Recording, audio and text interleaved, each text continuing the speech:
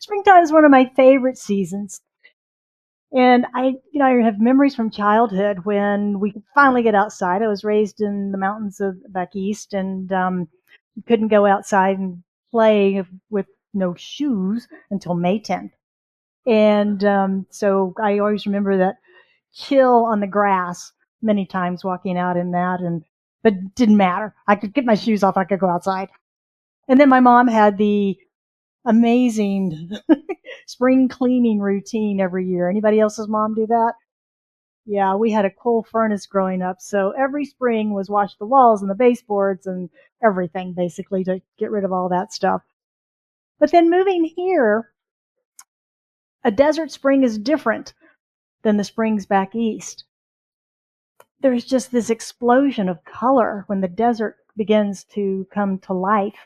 I don't know about you, but sometimes we get those winter rains. It's like, oh, good, we're going to have a great wildflower season this year. Thinking about that. So I think more of spring this time here as sunny days and mild temperatures and lots of color and that little bitty respite before the heat starts. But it's a fun time. At my home, I've got a sliding glass door in my office that looks across the street, and I've been watching the big tree in my neighbor's yard. It lost all of its leaves this winter, so it just looked like dead sticks, right? But I watched as it began to bud. Little buds, every day, just a little bit more. And now today it's just full and lush and beautiful green. It's completely resurrected, come to life, as does so much in this springtime. So spring is a season of rebirth, renewal, and resurrection with a sense of joy and possibility in the air. There just seems to be something good happening, doesn't there? In the spring, it's like anticipating something. Our series this month is a spring awakening, and we're beginning a new quarter of the year. One down, three to go. And it is a time of renewal and expansion of our souls. My message today is springtime of the soul. So what's up for you this spring? What are you thinking about? How are you using the energy of spring, this transitional time in your life? Are you coming out of a cave, a winter cave sort of energy? Are you out gardening and planting and getting things started? Or are you exploring the possibilities from your life? Have you been doing some inner winter reflecting and now coming out of that cave darkness, coldness into the light and the sun? The rites of spring are ancient. When we see a lot of these, many religions have holidays and holy days that are tied to this time of year. The Passover Seder, that is a remembrance of the Israelites' escape from slavery into freedom. Jesus was placed into a cave for his tomb, and then he was resurrected or revitalized out of that into the light. And these ancient stories reflect how renewal is a part of the life cycle in which we participate. I've had a surprise in my yard this year. I had the landscaper come to clean up, and as I was walking around checking things out, I've got two giant patches of vincas. They just came back. I didn't plant them, planted them last year, year before. And I've got these two big, beautiful blossoming bushes that they just came back. They resurrected themselves in the springtime. This season includes the fertility goddess, Yoster. Have you heard of Yoster? She was a German goddess way back when we were still mostly pagans. And she represents the spring season with symbols like flowers, bunnies, sweets for the sweetness of life, and eggs for breaking through confinement into freedom. Sound familiar? Anybody ever had an Easter basket? You thought those were just fun things to find in there. Not so much. There's a lot of mystical things in those Easter baskets. Sometimes we know when we're not free. We feel bound. We feel the bonds. Sometimes we are not aware that we're not free. When we're imprisoned by thoughts and beliefs that keep us bound by the way things are and the way that we believe they have to be. And for me, when I hear people talk about it has to be this way, it has to continue, that's when I know they're truly imprisoned. Because we look a fact in the face and we say, yes, this is what is. We don't deny that in the science of mind. But to say, and it's the way it always has to be, that's when we're bound. That's when we're imprisoning ourselves by our own beliefs. Because we can make changes in our lives. We can heal our lives. It's said in this teaching, to learn how to think is to learn how to live. To learn how to think is to learn how to live. When we learn how to think differently, that's when we can begin to heal and transform the beliefs that no longer serve our expanding awareness. Would you agree you're expanding your awareness every day and learning new things? So as we do that, we can make different choices and different decisions. I find it personally painful when I hear someone arguing for their limitations.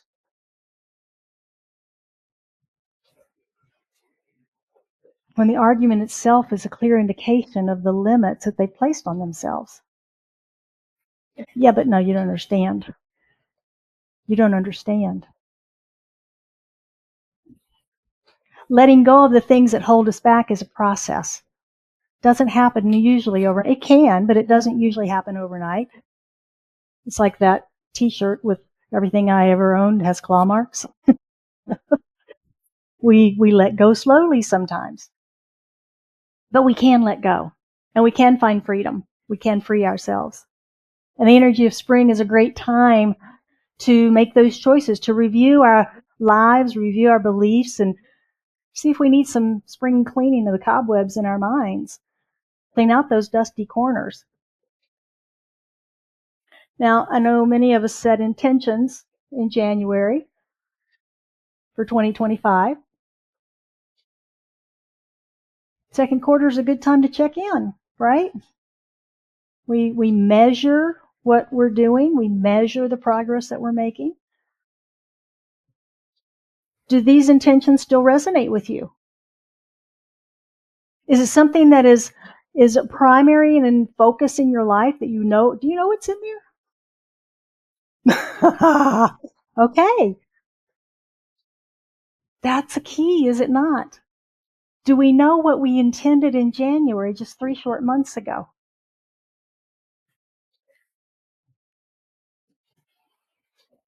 For me, I've become more intentional in my spiritual practices. I'm meditating more, I'm reading more, I'm writing more, and I'm taking concepts deeper than I have in the past. And I'm looking at unanswerable questions, questions that you just don't want to talk about in public. Don't know that answer. But just reflecting on those and pursuing the depth and seeing what's there. I've been intentional about what I allow into my mind. Intentionally not tuning into the news, not watching violent shows. Because what I've realized is that I can't unsee that stuff. I can't unhear it. And I just don't want that. I get exposed accidentally enough to those things. So why would I pursue it, right?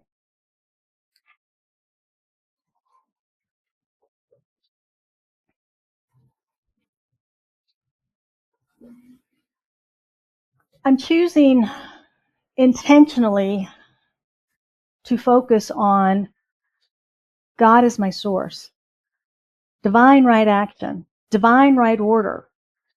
And frankly, this too shall pass. Whatever it is that's in my life, in my world, and in the world. Because if there's anything I've learned in my life, is change, right? The things that we're dealing with today, we didn't deal with 10 years ago.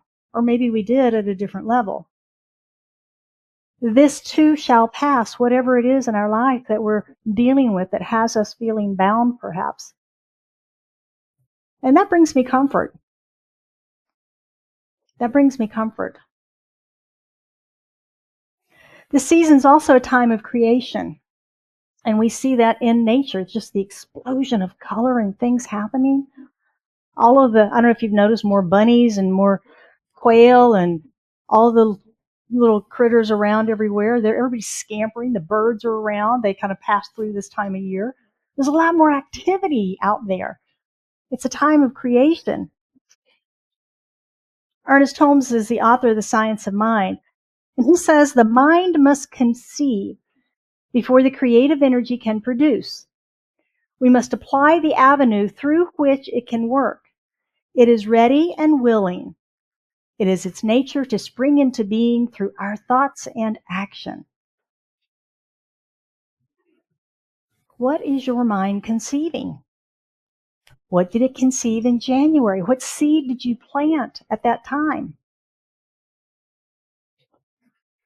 Is there a spark of love that is glowing inside of your soul right now, that is seeking to be flamed and come forward as manifestation in your life? Is there some glowing ember there? The universe is waiting for your yes. I envision the universe as just sitting back and going, okay, any day now, somebody say yes. I'm ready to go to work. And until we do, the universe is not going to put upon us. It just waits on us. Isn't that exciting? It waits on us to say, yeah, that's for me. And to own it as our truth.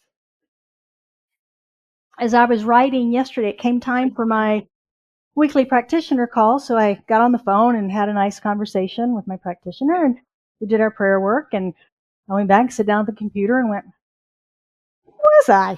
What's I going to talk about? And I sat there for a few minutes and I went, okay, I am an open channel through which spirit flows. I put my hands up on the keyboard and I waited. And I just waited.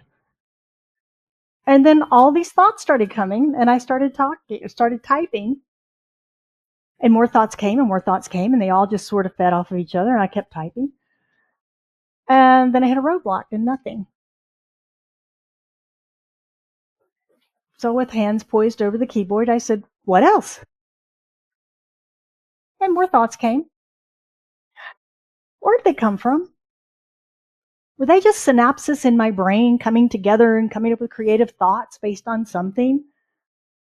Or was it a God nudge? Was it me opening the channel through which spirit could flow as creativity that my brain then took and manifested into words on the page? That's what I choose to believe, because I choose to believe God is my source.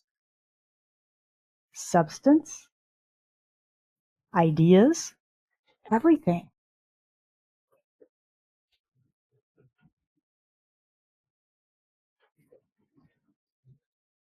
That's one of the ways that we can use the creative process. We think 5 steps of prayer, I've got to have a thing, I've got to say this, I've got to do that. But we can open the channel to the creative expression of the divine at any time. It's our channel, it's ours to open. And all we do is ask, and the universe goes, okay, that's a yes. Here it comes. What we do with it is up to us. What we do with it is up to us. So the question is, what does your soul want? What does your soul want? What is it whispering to you right now to do, to go towards, to change, to become? Is there something in there that's calling you? The Science of Mind text defines the soul by saying, we use the word soul in the sense of a universal soul or medium through which spirit operates. It is the Holy Ghost or third person in the Christian Trinity. Like the creative soil in which seeds are planted and from which plant life comes, the soul of the universe is the creative medium into which the word of spirit falls, from which creation arises. Sounds simple, huh? Did you get all that? It's one of those interesting concepts in the science of mind, because we teach that there's the universal and then there's us, humans, and that we replicate the universal in us. A lot of times when we talk about soul, it's like something different. It's more the Christian idea of soul. And we teach that the soul is, for me, that's what I consider the God spark within me. That's the God part of me, is my soul, the part that's never separated. It's like an umbilical cord, if you will. That is that constant communication, that constant in touch with source is my soul. And that's where these creative ideas land, and from which then it begins the creative process that this human form begins to take and work with. Our soul is a creative medium into which the word of spirit falls into our minds, just like the ideas for writing yesterday. Thoughts and ideas, inspiration, intuition, all of those things we talk about, that's spirit's influx. It's the place from which creation arises through our lives. Those divine ideas, those out of the blue things that come to us, that's God. That's the creative energy of the universe coming to and through us. Holmes goes on to say, when we impress an idea upon our own consciousness, we're really impressing the idea upon the universal. Our consciousness is the instrument through which it individualizes in our experience. Consequently, the bigger idea we have of ourselves, provided such idea is true, that's a key. Excuse me.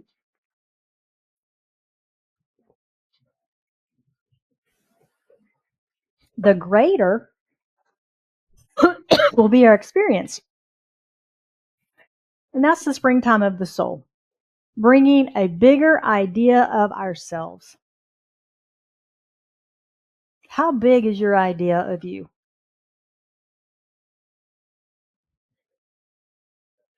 This big? How big is your idea of you? What's possible for you?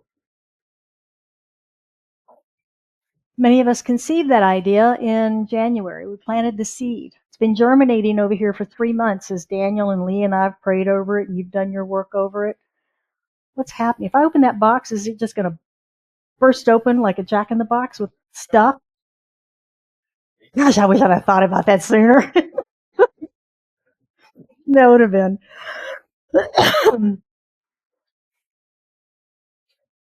So if your idea, if your seed has sprouted, if it is coming forth and you see the green shoots, congratulations. Nurture it, nourish it, take care of it, watch it grow, give it what it needs, surround it with your love.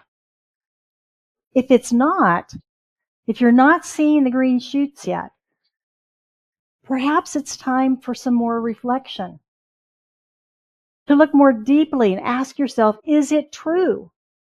As Holmes said, provided an idea is true, is it true? Or was it just a wish? Oh, wouldn't it be nice if? Is it true?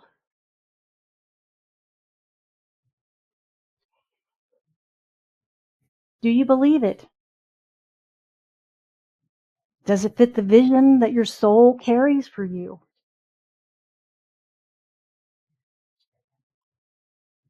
There's cobwebs of old thoughts and doubts and fears still cluttering up your mind. Spring's a good time to clean those out. I think that we all are guilty of carrying old stories. Yes? No? Just me?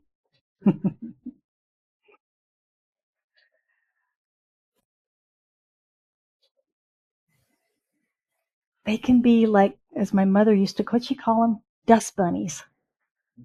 After my father passed away, we were sitting there one day and she said, I don't care if the dust bunnies chase my guests down the hallway. I'm tired of cleaning this house and I'm just going to do it anymore. And I've always had a vision of little dust bunnies running down the hallway. Oh, mother. Anyway, those old stories can continue to impact our decisions today if we let them. If we let them. If you are carrying those, you're not alone. Don't get upset. We all do. And it's pretty universal in my experience, no matter age, no matter profession. I hear it from senior ministers all the way through young people that don't have near as much life experience. So sometimes something from the past happened and just continues to influence us even in our adult lives.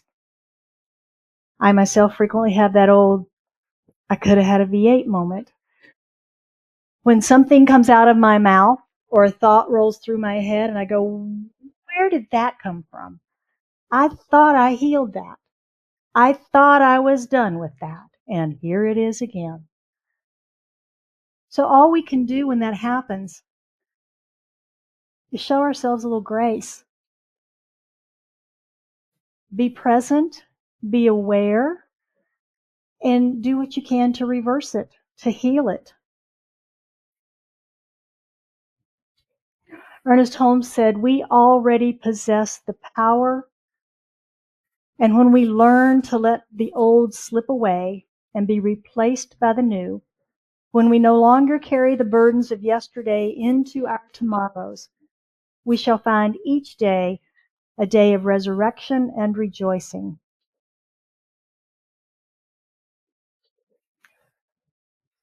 Let's let this springtime of the soul be our time to let the old slip away, let go of it, and rejoice, renew, and seek that fresh inspiration for these next 3/4 of our lives. Let these things sprout and grow and bloom and manifest in your life. Open to the boundless growth and infinite possibilities in front of you. We have that opportunity. We're right here at the very beginning of Q2, ready to start fresh. April, May, June. It won't be too hot by June, but we've got some time outside to commune with nature. Look for the infinite possibilities and dive in. All right, your spiritual practice for this week is to embrace a bigger idea of you. And I've got 5 little practices for you. One is to create a morning affirmation for yourself every day. Have a positive affirmation that aligns with your biggest idea of yourself, whatever that biggest idea of yourself is. Spend some time journaling about what you're releasing and what possibilities you're cultivating in your life. Take any revelations into your meditation and prayer time, connecting deeper with divine mind and further guidance. We can ask for guidance and help, right? Number 4, take inspired action every day towards your biggest idea of yourself. I think that's one step we sometimes forget is the taking action. We talk about treat and move your feet. That's what that means is we do our prayer work. We do these practices, but we have to take some action. I could have sat yesterday and just listened to Spirit and never moved my fingers on the keys and recorded anything. And I may or may not have remembered anything Spirit wanted me to say today. We have to take the action. We have to implement. And finally, express gratitude for the renewal already unfolding in your life. We talk about gratitude every Sunday here. And how did Spirit show up in our lives? There's so many ways and so many things in our lives to be grateful for. And this is just a small piece of the practice to express your gratitude for the renewal that's already unfolding through you. Yeah. Springtime's an invitation for us to step into our authentic power. Will you accept the invitation? Will you step into your authentic power? Our souls are inviting us to express our gifts and talents, that which we have come here to be and do and share. What would it look like if you fully embraced your divine potential? So it is. All right. So, any comments or questions on your soul's awakening?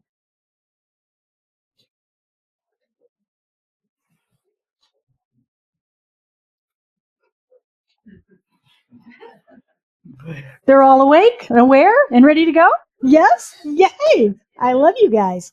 You're awesome. All right, shall we pray?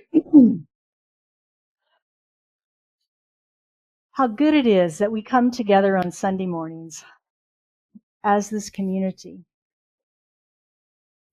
connecting in the one, recognizing that there's only one life, and that life is God.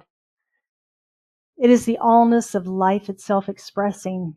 We see it all around us, particularly in the springtime with everything that is bursting forth in bloom and blossom. It's in the very air. God is love and life, and it's the source of all. It is peace and wholeness, intuition and intelligence, health and wholeness, healing, divine right action and order. And all of it is here now, present, in, through, and as me, as an expression of it. And as I know that I am an expression of the one, I know that each of us is. It is gathered here today, listening online, listening later, and around our world, our planet, our universe, and beyond. But there's only this one, and it is so infinite, so expansive, so loving, so giving.